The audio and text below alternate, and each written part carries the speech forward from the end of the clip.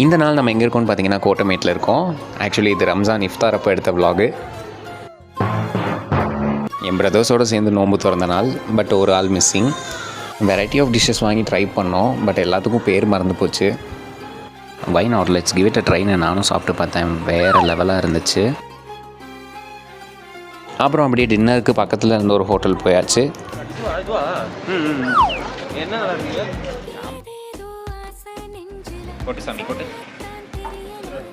வழக்கம் போல் பிரியாணி தான்.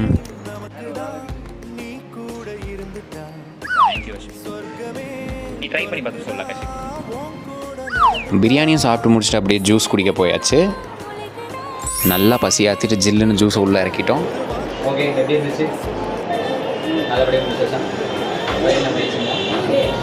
எப்பவும் போல் நிம்மதியாக பேசிவிட்டு என் குட்டு அண்ட் ஃப்ரெண்ட்ஸை பஸ் ஏற்றி விட்டுட்டு கிளம்பியாச்சு.